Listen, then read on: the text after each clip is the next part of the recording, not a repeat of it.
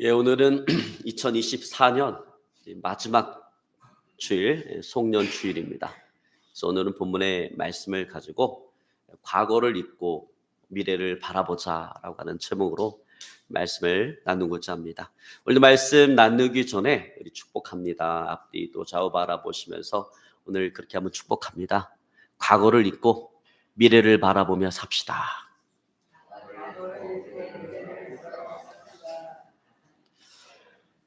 아멘. 여러분, 한 해를 지나오면서 아프고 또 슬펐던 모든 그 과거의 일들을 잊어버리고 또 하나님께서 새롭게 역사하실 그 미래를 바라보며 살아갈 수 있기를 오늘 이 시간 주님을 축원합니다. 여러분, 심리학자 사무엘 존스는 사람들이 무엇을 가장 많이 생각하는가를 연구를 했습니다. 놀랍게도 사람들은요, 지나간 과거를 그렇게 많이 생각한다라는 거예요.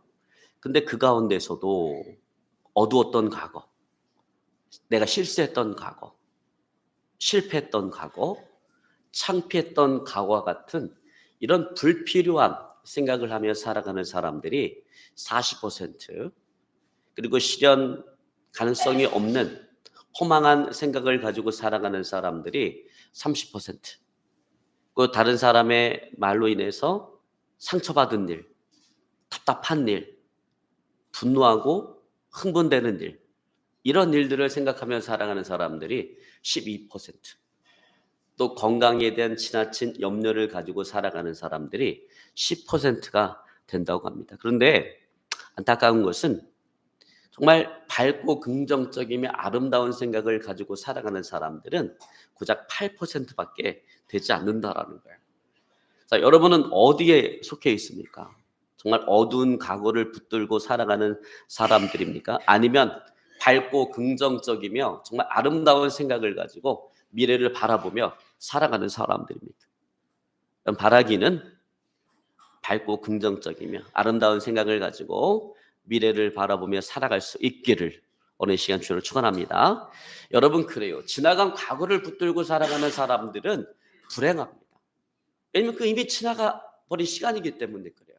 내가 다시 돌이킬 수 없고 고칠 수 없는 시간이기 때문에 그래요. 그리고 더 나아가서 과거에 묶여있는 사람은 새로운 일을 할 수가 없습니다.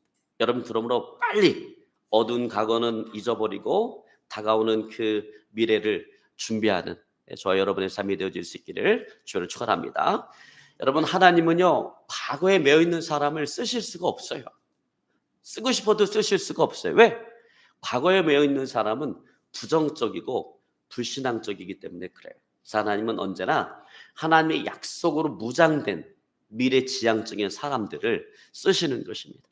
자, 여러분, 그러하기에 하나님께서는 절망 가운데 살아가고 있는 오늘 이스라엘 백성들에게 오늘 그들의 미래를 밝히는 약속을 주고 있는 거예요. 자, 하나님은 이스라엘 백성들에게 세계적인 복을 주시기 위해서 그들을 선택했어요. 그 세계적인 복이라고 하는 것은 제사장 나라로서 정말 육신적인 복과 영적인 복을 아우르는 대단한 복입니다. 그래서 하나님은 이스라엘 백성들에게 가나안 땅을 선물로 주시면서 그들에게 하나님의 말씀인 율법을 주시며 그 율법에 순종하라라고 얘기했습니다.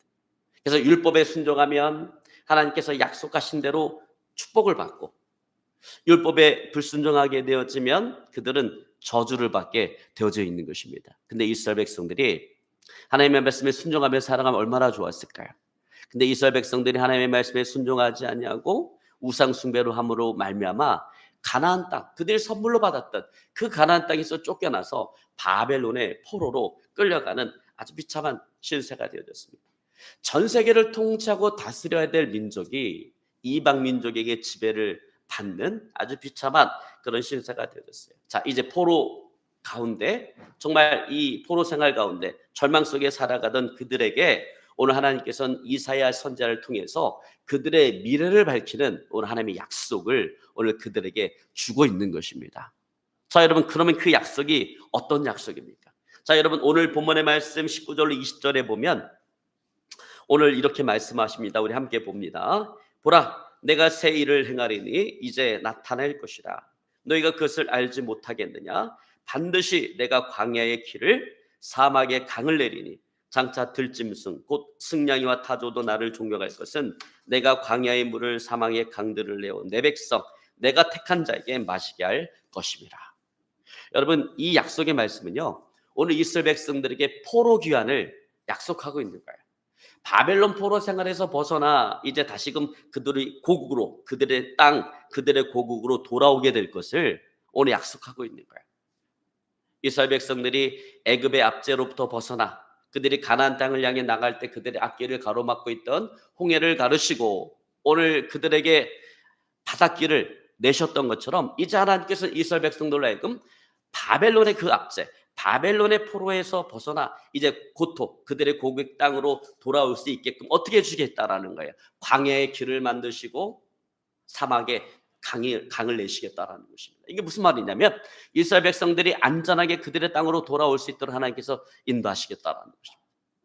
여러분, 그렇습니다. 하나님은요, 길이 없는, 길이 보이지 않는 그 광야와 같은 세상을 살아가는 우리를 위해서 하나님은 길을 만드시는 분이에요. 우리가 나아갈 수 있는 길을 만드시는 분이십니다. 또 하나님은 사막과 같은, 여러분 사막에서 누가 살 수가 있겠어요? 사막과 같은 척박한 그런 세상을 살아가는 우리가 넉넉한 삶을 살아갈 수 있도록 생명의 강이 흐르도록 만들어주신 분이시라는 거예요. 여러분, 그분이 바로 하나님이시라는 거예요. 오늘 이스라엘 백성들에게 그 약속을 주고 있는 것입니다. 그리고 그 약속은 저와 여러분 오늘 우리에게 주고 있는 약속인 것입니다. 여러분, 그러면 하나님은 우리가 의지할 분이시고 우리의 희망이시고 우리의 소망이신 것입니다. 여러분, 그러면 우리는 뭘 붙잡아야 돼요? 우리 하나님의 약속을 붙잡아야 된다는 것입니다. 하나님의 약속을 붙잡고 살아가시기를 오늘 시간 주로 축원합니다. 자, 여러분, 그렇다면 우리가 하나님의 약속을 붙잡아야 되는데, 이 하나님의 약속을 붙들어야 되는데, 그럼 우리가 어떻게 해야 될까요? 어떻게 우리가 하나님의 약속을 붙들 수가 있을까요? 자, 여러분, 무엇보다 먼저 우리 하나님의 약속을 붙들기 위해서는 우리의 발목을 붙잡고 있는 이 과거를 잊어야 된다라는 거예요. 여러분, 그 과거라고 하는 것이 절망적인 어떤 그런 과거의 기억일 수도 있고 아주 영광스러운 과거의 기억일 수도 있어요. 그러나 중요한 것은 뭐냐면 그것이 우리의 발목을 잡고 있다면 그것이 어떤 과거의 기억이든지 간에 그것을 잊어야 된다라는 거예요. 그걸 묻어버려야 된다라는 것입니다. 그래서 여러분, 오늘 본문의 말씀 18절에 보면 이렇게 이야기합니다. 너희는 이전 일을 기억하지 말며 옛날 일을 생각하지 말라. 여러분, 우리가 힘들고 어려울 때 자꾸 과거를 생각하면, 과거에 매여 있으면 나도 모르게 원망과 불평이 쏟아져 나오게 되어졌어요. 여러분, 광야길을 지나가는 이스라엘 백성을 한번 생각해 보세요. 그들은 애굽에서 나오는 그 순간부터 놀라운 하나님의 기적을 체험한 민족이에요. 애굽에 하나님께서 내려주셨던 10가지 재앙을 그들은 목도를 했습니다.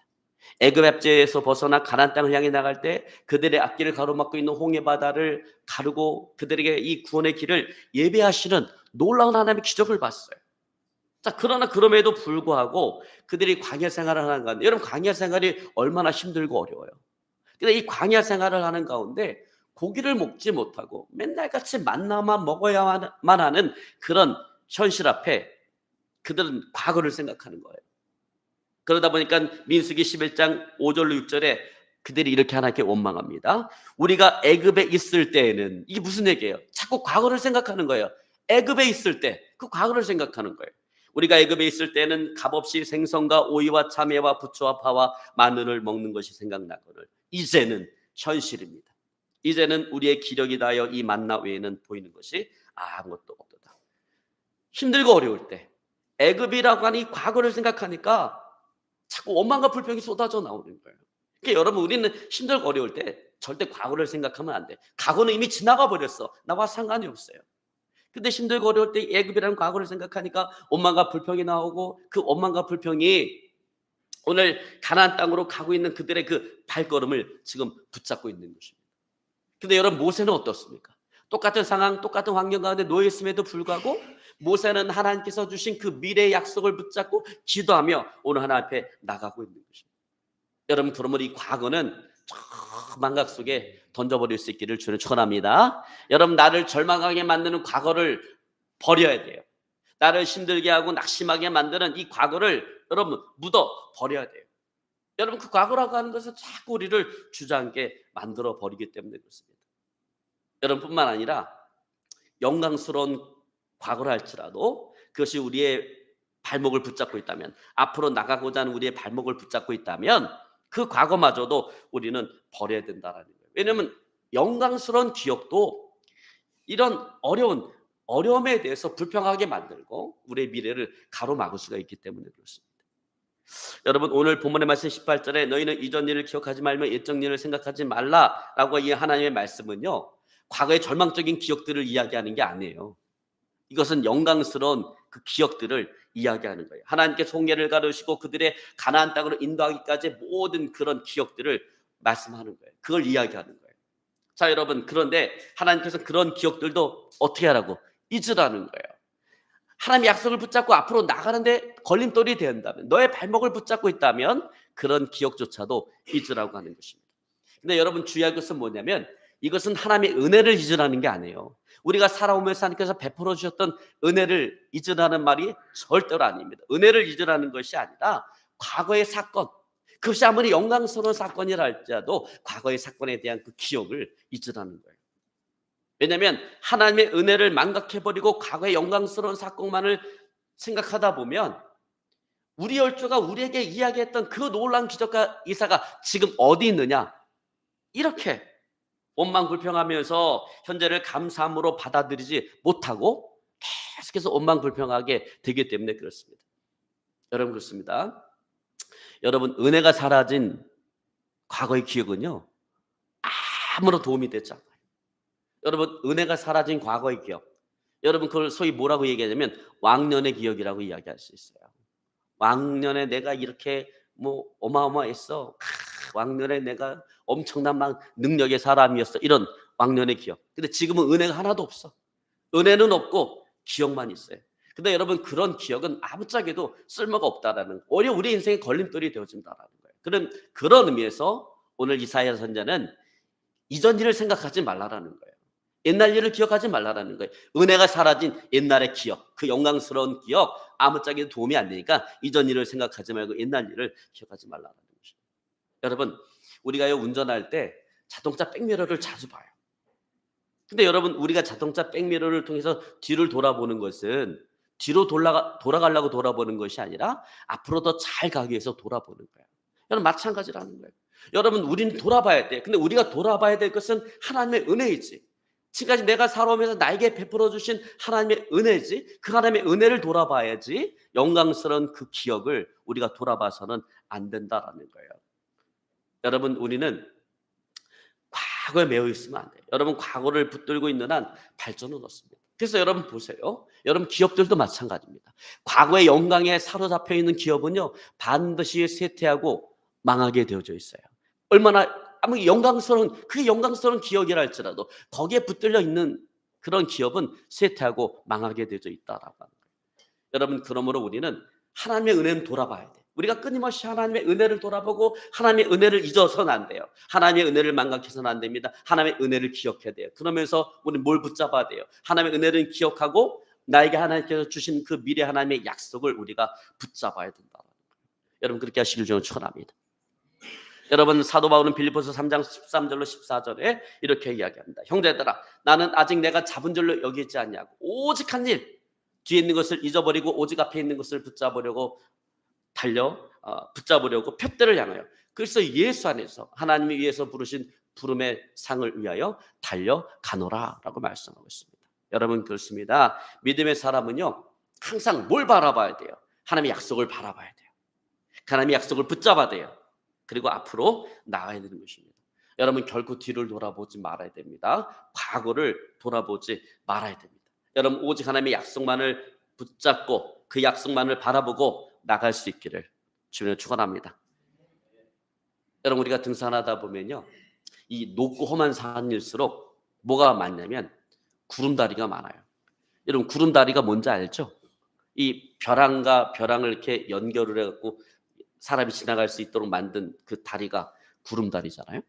근데 여러분 그 구름다리를 누가 잘 건너갈까요?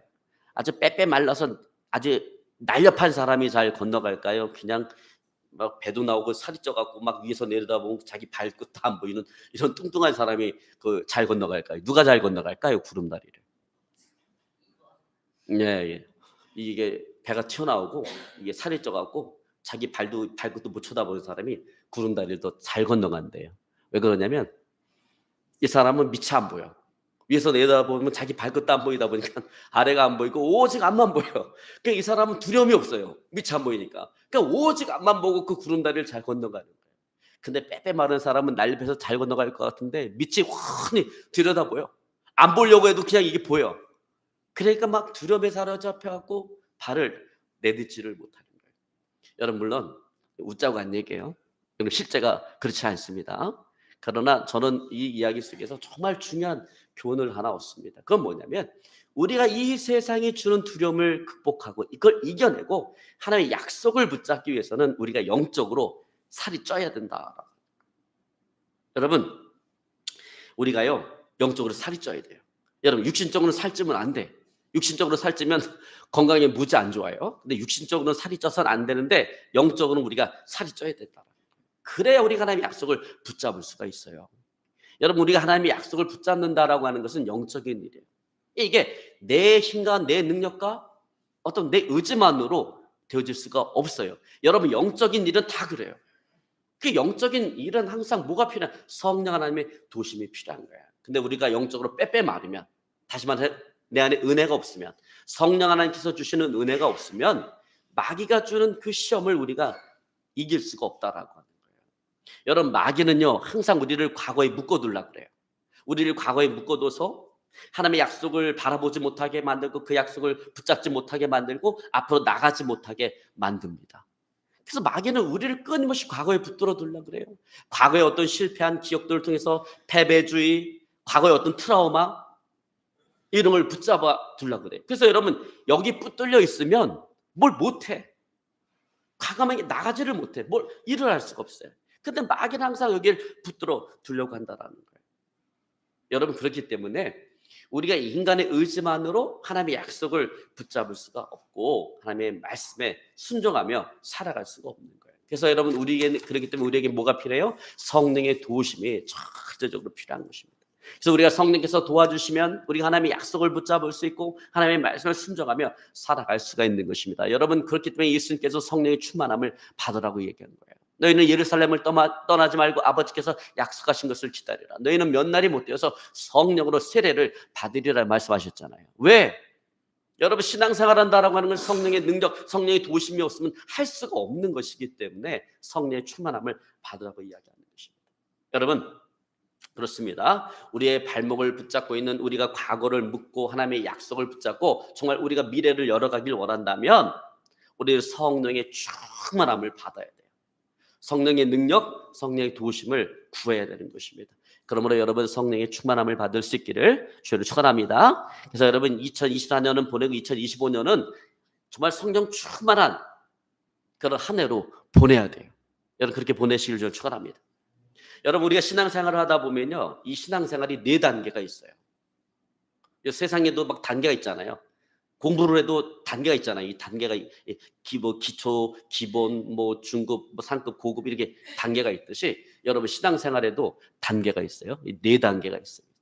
우리가 예수님을 나의 주 그리스도로 영접하고 신앙생활을 하다 보면 반드시 이 단계를 거치게 돼 있어요. 첫 번째 단계는 뭐냐면 허니문 스테이지예요. 남편과 아내가 결혼해서 막 신혼여행을 가듯이 여러분 이때는 다 기뻐. 무조건 기쁘고 행복해. 이때는 내가 예수 그리스도를 나의 주로 영접하고 하나님의 사랑을 내가 알고 나니까 모든 게 다 기쁜 거예요. 모든 게 다 기뻐. 그러다 보니까 두 번째 단계가 익사이딩 스테이지가 되는 거예요. 익사이딩. 흥분돼.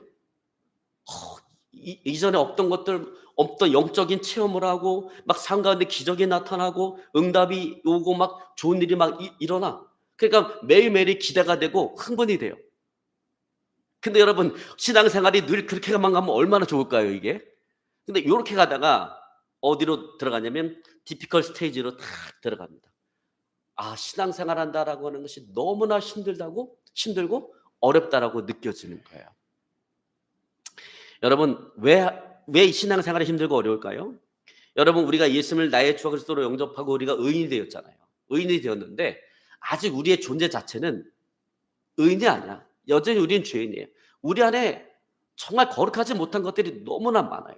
근데 하나님은 우리를 거룩하게 성화시켜 가기 위해서 요걸 우리 안에 있는 이 불순물을 빼내야 되는데, 이 불순물은 연단을 거치지 않고는 이 불순물이 빠지질 않아요. 여러분, 정금, 순금은 어떻게 만들어집니까?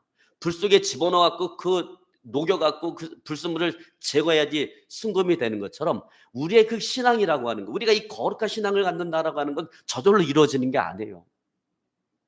연단의 과정이 없이는 이루어질 수가 없습니다.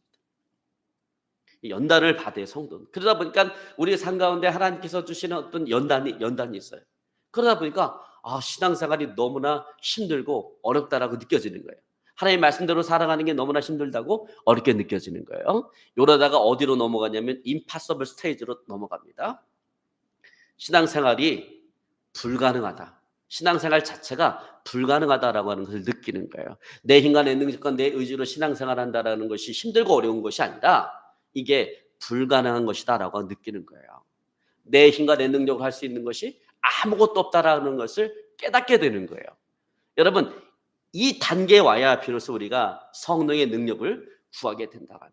성령의 도심을 구하게 된다는 거예요. 왜냐하면 성령의 능력이 아니고는 우리가 하나님의 말씀대로 순종하며 살아갈 수가 없기 때문에 그렇습니다. 여러분, 정말 과거를 잊고 하나님의 약속을 붙잡기를 원하십니까? 정말 하나님의 말씀에 순종하며 살아갈 수 있기를 원하십니까? 여러분, 그렇다면 날마다 성령의 능력을 구하시기 바랍니다. 여러분, 2024년은 이 마지막 주에 이제 끝나. 그러나 2025년 한 해는요, 정말 성령의 능력을 구하시고 성령의 도우심을 구하고 성령 하나님과 동행함으로 승리하는 그런 한 해가 되어질 수 있기를 주님 축원합니다. 이제 말씀을 정리하기 원합니다. 여러분, 링컨이 부통령 선거에 낙선을 했어요. 낙선한 그날 링컨이 목욕탕에 가서 깨끗하게 목욕을 하고 이발을 하고 또 최고급 양복점에 가서 아주 최고급 양복을 맞춰 입고 가장 유명한 식당에 가서 최고급 요리를 시켜서 식사를 하면서 이렇게 얘기했습니다. 하나님은 오늘 우리에게 어제의 과거를 잊으라고 명령하신다. 여러분, 그렇습니다. 여러분, 우리는 하나님의 말씀대로 이전 일을 기억하지 말고 옛날 일을 생각지 말고 여러분, 과거를 기억 속에서 지워버려야 되는 것입니다. 여러분, 우리 모두 2024년 아쉬웠던 모든 과거의 기억들을 잊어버리고 하나님께서 행하실 여러분 새해를 바라봐야 되겠습니다. 여러분, 지나온 한 해 어떤 일이 있었든지 간에 이미 지나온 한 해는 흘러간 거예요. 지나온 한 해 우리가 감사의 기도로 마무리하고 여러분, 다가올 새해 정말 하나님께서 행하실 크고 비밀한 일들을 바라보면서 날마다 성령의 능력, 성령의 도우심을 구하는 그런 매일매일의 삶이 되어질 수 있기를 오늘 시간 주로 축원합니다. 오늘 말씀 붙잡고 간절히 기도합니다. 하나님,